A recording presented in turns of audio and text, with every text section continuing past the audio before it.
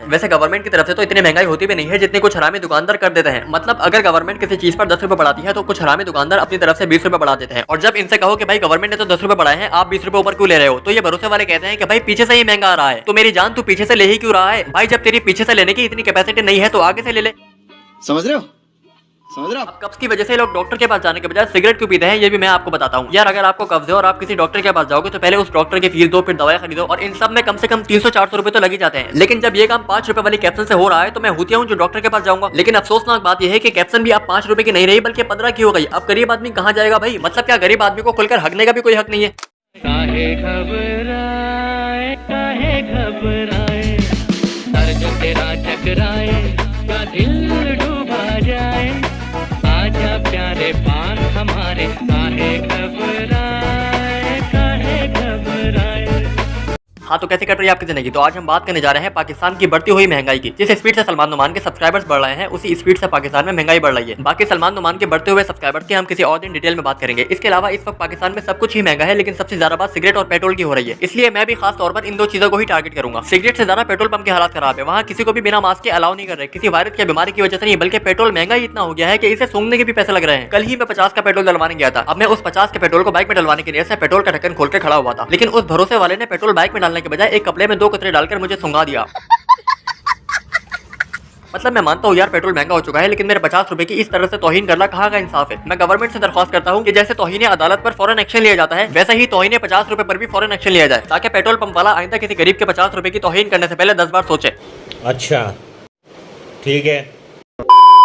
और गरीब से ज्यादा तो मुझे अपने रंगीन दाढ़ वाले डकैत भाइयों की फिक्र हो रही है। भाई पेट्रोल इतना महंगा हो चुका है और आगे भी मजीद महंगा होने के इम्कानात है। अगर पेट्रोल मजीद महंगा हो गया तो ये बेचारे बाइक पे डकैती कैसे करेंगे, क्योंकि जिस हिसाब से महंगाई बढ़ रही है उस हिसाब से डकैत भाइयों का पेट्रोल की कॉस्ट रिकवर करना इंतहाई मुश्किल हो जाएगा। और तुम लोगों को तो ऐसा लगता है कि डकैती करना बहुत आसान है, इसमें कोई भी इन्वेस्टमेंट नहीं लगती। मेरे भाई इसमें भी ठीक ठाक इन्वेस्टमेंट करनी पड़ती है, तब जाकर प्रॉफिट होता है। सबसे पहले तो आपको एक टीटी की जुगाड़ करनी पड़ती है, और जाहिर सी बात है पीछे बैठकर सामान पकड़ने के लिए एक हुतिया इंसान और भागने के लिए एक 125 बाइक भी होनी चाहिए। और इसके अलावा सबसे इंपॉर्टेंट चीज उस इंसान के चेहरे पर लानत और मनुष्य साफ साफ दिखनी चाहिए, क्योंकि अगर आपके पास टीटी है, बाइक है, बंदा भी है, सब कुछ है, लेकिन एक लानत से भरा हुआ चेहरा नहीं है तो माजरत के साथ भाई आप डकैत नहीं हो। वैसे तो इनके चेहरों पर पैदाइशी मनहूसियत और दलालत होती है, लेकिन इस फील्ड में आने के बाद उस मनहूसियत का लेवल अपग्रेड हो जाता है। और इन सब चीजों के अलावा आपको मेहनत भी करनी पड़ती है, क्योंकि शिकार कभी भी खुद से आपके पास नहीं आएगा, बल्कि आपको उसका पीछा करना पड़ता है। लेकिन पीछा करने के लिए तो बाइक में पेट्रोल होना चाहिए, और हमारा मेन इशू ही यही है कि पेट्रोल महंगा हो चुका है। अब तो हमारे डकैत भाइयों को पेट्रोल की कॉस्ट रिकवर करने के लिए बड़े बड़े इलाकों में बड़ा बड़ा हाथ मारना पड़ेगा। जोर जोर से बोल के लोगों को स्कीमें बता दे। अगर लांडी कोरंगे लियाकताबाद जैसी जगहों पर डकैतियां करेंगे तो बेचारे अपना घर का खर्चा कैसे चलाएंगे, क्योंकि छोटे इलाकों में ज्यादातर लोगों के मोबाइल तो पहले ही छीन चुके हैं, और जिन लोगों के मोबाइल बचा है वो अपना मोबाइल बेचकर अपने घर का खर्चा चला रहे हैं महंगाई और बेरोजगारी की वजह से। तो इन डकैतों को बिला फजूल में यहाँ बाइक पर ख्वार होने से क्या मिलेगा। इसलिए अब उन्हें डीएचए, जौहर या गुलशन जैसे इलाकों का रुख करना चाहिए, ताकि वो कम से कम अपने घर वालों को 2 वक्त की रोटी तो खिला सके। मरना तेरे को डर नहीं लगता? वैसे हमें डकैतों के लिए ज्यादा फिक्रमंद होने की जरूरत नहीं है, क्योंकि सिंध गवर्नमेंट बहुत जल्द हमारे डकैत भाइयों के लिए कोई ऐसी स्कीम निकाल देंगे जिससे उन्हें पेट्रोल सस्ता मिलेगा। ये बड़ी अच्छी बात कही आप।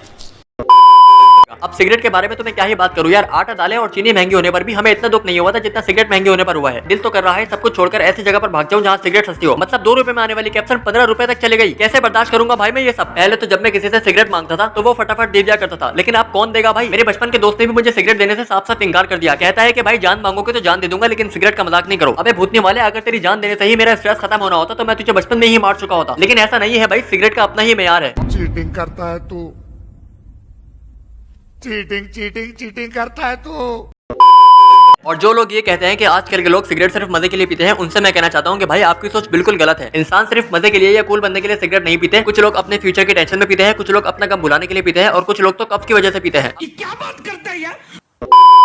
अब कब्ज की वजह से लोग डॉक्टर के पास जाने के बजाय सिगरेट क्यों पीते हैं ये भी मैं आपको बताता हूँ। यार अगर आपको कब्ज है और आप किसी डॉक्टर के पास जाओगे तो पहले उस डॉक्टर की फीस दो, फिर दवाई खरीदो, और इन सब में कम से कम 300-400 रुपए तो लग ही जाते हैं। लेकिन जब ये काम 5 रुपए वाली कैप्सूल से हो रहा है तो मैं हुतिया हूँ जो डॉक्टर के पास जाऊंगा। लेकिन अफसोसनाक बात यह है कि कैप्सूल भी अब 5 रुपए की नहीं रही बल्कि 15 की हो गई। अब गरीब आदमी कहाँ जाएगा भाई। मतलब क्या गरीब आदमी को खुलकर हगने का भी कोई हक नहीं है। पहले तो हमें ये सुनने को मिलता था कि डकैतों ने मोबाइल छीनने के दौरान एक आम शहरी को गोली मार दी, लेकिन अब ये सुनने को मिलेगा कि डकैतों ने गोल्ड का पैकेट छीनते वक्त एक आम शहरी को गोली मार दी। मतलब अच्छी वाली जिंदगी कट रही होती है कि बीच में कोई ना कोई दुख आ जाता है। और मुल्क के हालात हालात तो पहले ही बहुत खराब है, लेकिन कराची शहर के हालात कुछ ज्यादा ही खराब है। मतलब हर दूसरे घर में आपको एक बेरोजगार लाजमी मिलेगा, क्योंकि कराची में ही कराची वालों के लिए जॉब नहीं है। मतलब इतनी आसानी से तो कराची वालों को मावा नहीं मिलता जितनी आसानी से रंगीन नाला वालों को गवर्नमेंट जॉब मिल जाती है। सही बात है। मतलब कराची का पढ़ा लिखा बंदा रोड पर फ्रूट चाट बेच रहा है या फिर 20-25 हजार में किसी कंपनी में जॉब कर रहा है, लेकिन वो रंगीन नाले वाले जिन्होंने मैट्रिक भी बहुत मुश्किल से बाबा के मजार पर हाजिरा दे देकर पास किया है, वो बड़े बड़े ऑफिसर की चेयर पर बैठे हुए हैं। मतलब उन लोगों से अगर आप उनके डेजिग्नेशन की स्पेलिंग भी पूछोगे तो वो आपको अपने डेजिग्नेशन की स्पेलिंग भी सही से नहीं बता सकेंगे। लेकिन ऑफिसर की चेयर पर इतने भरम से बैठे हुए होते हैं जैसे डबल पीएचडी की हुई हो। और जाहिर सी बात है, जब पढ़े लिखे लोग फ्रूट चाट बेचेंगे और जाहिर लोग ऑफिस में बैठेंगे तो बोल घंटा तरक्की करेगा। वैसे यार बुरा मत मानना, लेकिन जब कोई सिंधी गवर्नमेंट जॉब के लिए इंटरव्यू देने जाता है तो उसकी आधी सिलेक्शन तो तभी हो जाती है जब वो मुंजन नालो कहता है। बाकी सारे सिंधी अनपढ़ नहीं होते, कुछ पढ़ लिखकर अपनी मेहनत से भी ऊपर आते हैं, और मैं ऐसे लोगों को जानता हूँ जो वाकई पढ़ लिखकर अपनी मेहनत से ऊपर आए हैं। लेकिन मेजोरिटी आपको अनएजुकेटेड की ही मिलेगी। आप कराची में किसी भी गवर्नमेंट इदारे में चले जाओ, वहाँ आपको ज्यादातर सिंधी और पठान ही मिलेंगे। और सिर्फ जॉब्स के हवाले से नहीं, बल्कि हर तरह से कराची को तबाह कर दिया। मतलब कराची में जिस चीज की बात करो वही खराब है। सेवरेज की बात करो तो उसका निजाम खराब है। सिक्योरिटी की बात करो तो वो दूर दूर तक नजर नहीं आती। रोड्स की बात करो तो उनका बेड़ा गर्क हुआ पड़ा है। मतलब कराची की सड़कों के हालात ऐसा है कि अगर आपने मंडे को कहीं जाना है तो आपको घर से संडे को निकलना पड़ेगा, तभी आप वक्त पर अपनी मंजिल तक पहुंच सकते हो, सिर्फ और सिर्फ ट्रैफिक और खड्डों की वजह से। कराची के रोडों में खड्डे नहीं है, बल्कि खड्डों में छोटे छोटे रोड बने हुए हैं। अगर किसी को बिना ऑपरेशन के अपने पित्ते में से पतरी निकलवानी है तो वो 2012 के रोजगार रिक्शे में नेटी जेटी से लाइंजीरिया चले जाए, और मैं गारंटी के साथ कह सकता हूँ कि लाइंजीरिया पहुंचने से पहले ही उस बंदे की पतरी निकल जाएगी। और पतरी कहाँ से निकलेगी ये मैं आपको खुले अल्फाजों में नहीं बता सकता, कुछ बातें राज ही रहनी चाहिए।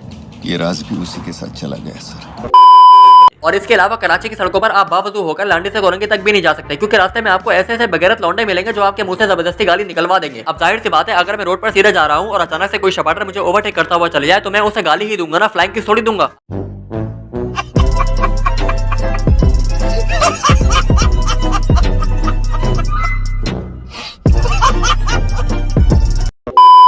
अब जिन लोगों के पास पैसा है वो तो इस माहौल से बचने के लिए दूसरे मुल्क जाकर सेटल हो जाएंगे, लेकिन मैं इस माहौल से बचने के लिए क्या करूंगा भाई? मेरे पास तो लड़काने जाने के भी पैसा नहीं है। और वैसे ये महंगाई भी सिर्फ गरीबों को ही पसंद करती है, क्योंकि हम गरीब लोग इसे बहुत इंपॉर्टेंस देते हैं। अमीर लोगों को तो घंटा फर्क नहीं पड़ता कि महंगाई बढ़े या कम हो, वो तो हम गरीब लोग होते हैं जिनका थोड़ी सी महंगाई पर भी पूरे महीने का बजट आउट हो जाता है। वैसे गवर्नमेंट की तरफ से तो इतनी महंगाई होती भी नहीं है जितनी कुछ हरामी दुकानदार कर देते हैं। मतलब अगर गवर्नमेंट किसी चीज पर 10 रुपए बढ़ाती है तो कुछ हरामी दुकानदार अपनी तरफ से 20 रुपए बढ़ा देते हैं। और जब इनसे कहो कि भाई गवर्नमेंट ने तो 10 रुपए बढ़ाए हैं, आप 20 रुपए ऊपर क्यों ले रहे हो, तो ये भरोसे वाले कहते हैं कि भाई पीछे से ही महंगा आ रहा है, तो मेरी जान तू पीछे से ले ही क्यों रहा है? भाई जब तेरी पीछे से लेने की इतनी कैपेसिटी नहीं है तो आगे से ले ले। समझ रहे हो? समझ रहे हो आप?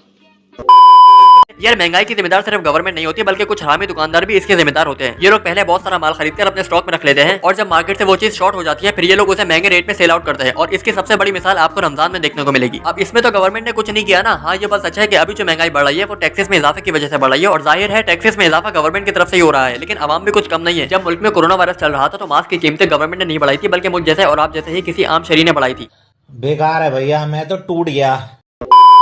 और पहले तो ऐसा हुआ करता था कि हम अपने घर का एसी सिर्फ रात को चलाया करते थे बिजली के बिल की वजह से, लेकिन अब तो बिजली इतनी महंगी हो चुकी है कि छत का पंखा भी पूरे दिन में सिर्फ रात को ही चलता है। और पहले हम बिजली का बिल बचाने के लिए स्त्री को चूल्हे पर गर्म करते थे, लेकिन अब तो गैस भी नहीं आती। अब तो कपड़े प्रेस करने का एक ही हाल बचा है कि कपड़ों को गीला करके धूप में डाल दो, अपने आप स्त्री हो जाएंगे। मतलब मुल्क के ऐसे हालात हमारे जमाने के टाइम पर ही होने थे। मैं 22 साल का हो चुका हूँ, लेकिन अभी तक मैंने गवर्नमेंट की तरफ से कोई ऐसा प्रोग्राम नहीं देखा जिससे नौजवान लौंडे कुछ सीख कर पैसा कमा सके। और फिर गवर्नमेंट ये कहती है कि नौजवान लौंडों को मुल्क के लिए सब कुछ करना है। अब यहाँ मैं अपने घर वालों के लिए कुछ नहीं कर पा रहा बेरोजगारी और महंगाई की वजह से, तो मुल्क के लिए क्या करूंगा? मतलब मैं जिंदगी के उस स्टेज पर हूँ कि ना तो मेरे पास मुल्क से बाहर जाने के पैसे हैं और ना ही इस मुल्क में रहने के पैसे हैं। मैं तो बस दुआ ही कर सकता हूँ कि या अल्लाह मुझे ऐसा मुहिब वतन बना जो अमेरिका में बैठकर पाकिस्तान की तारीफ करते हैं। मैं भी अमेरिका में बैठकर यही कहना चाहता हूँ कि पाकिस्तान एक बेहतरीन मुल्क है और इस मुल्क को चलाने वाले उससे भी बेहतरीन है। बाकी मुल्क इस वक्त कितनी मुश्किलात में है ये तो मुझे नहीं पता, लेकिन गरीब आवाम इस वक्त बहुत मुश्किलात में है। अल्लाह का लाख लाख शुक्र है कि इस महंगाई के दौर में भी हम पेट भरकर खा रहे हैं। लेकिन कुछ लोग ऐसे हैं जो बेचारे एक टाइम तो खा लेते हैं, लेकिन दूसरे टाइम का कुछ अता पता नहीं होता, और असल मुश्किलात में वही लोग हैं। अल्लाह हम सबकी मुश्किलात आसान करे और पाकिस्तान को नेक हुक्मरान अता करे। तो बस यार इस वीडियो में इतना ही, मिलते हैं नेक्स्ट वीडियो में। अल्लाह हाफिज़।